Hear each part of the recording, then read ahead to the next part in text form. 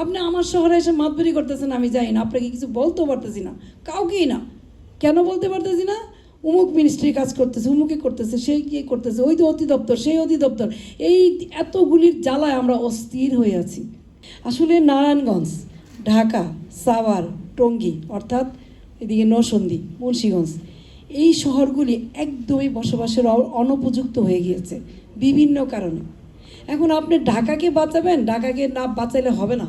Surrounding ঢাকাকে যদি না বাঁচানো যায় তাহলে ঢাকা বাঁচবে না। এটা আমরা সবাই বুঝি, সবাই জানি, সবাই বলে যাচ্ছি, কিন্তু কেউ অ্যাকশনে যাচ্ছি না। অ্যাকশনে যাবে কে? সরকার। অ্যাকশনে যাবে কে? সংস্থাগুলি।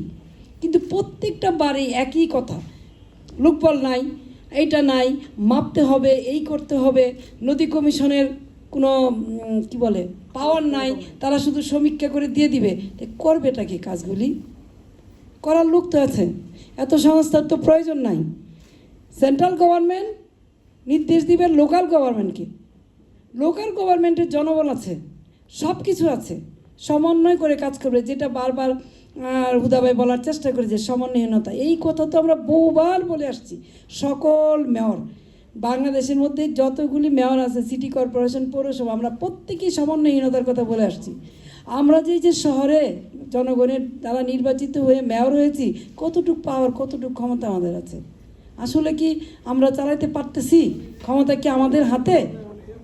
শহর চাইলেও তো কোনো কিছু করতে পারি না। নারায়ণ শহরের অবস্থাটা দেখেন, কিছুই করতে পারছি না। যাই হোক, ওই কথা না গেলাম, নদীর কথাই বলি। হাইকোর্টের একটা রায় হয়েছিল 2008 বা 2009। রায়টা কী ছিল? যে নদীর পার্শ্ববর্তী যত জায়গা আছে, তীরবর্তী, সেই জায়গাগুলি সংশ্লিষ্ট সিটি কর্পোরেশন, পৌরসভা, ইউনিয়ন পরিষদকে হস্তান্তর করতে হবে। সেখানে কি করবে সেটারও দিক নির্দেশনা হাইকোর্ট দিয়েছে।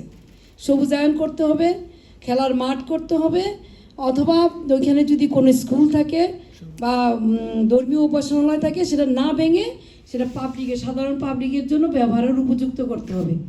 সে 2009-এর আদেশ হাইকোর্টের কেউ কি প্রতিপালন করেছে? আমরা বারবার এটা চিঠি লিখেছি আমাদের নৌপরিবহন মন্ত্রণালয়ে। আমাদের চিঠি লেখার পরিপ্রেক্ষিতে মন্ত্রী মহোদয় আপনার বিআইডব্লিউটি এর ডিজি সম্ভবত নিয়ে মিটিং করেছে, চেয়ারম্যান, বিআইডব্লিউটির চেয়ারম্যান। তারপরেও আমাদের সেই জায়গা দেওয়া হয় নাই, আমাদের সাথে এমইউ করা হয়নি। আমরা বাধ্য হয়েছি সেই জায়গা দখল করার জন্য।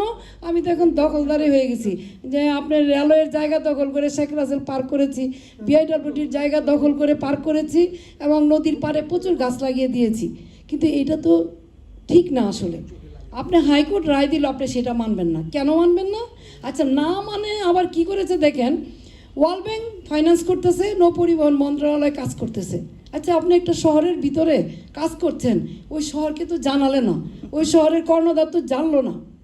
এই যে অসমন্বয়হীনভাবে আপনার নদীকে ডেভেলপ করা হচ্ছে, এটা তো আমি মনে করি এটা যুক্তিসঙ্গত না।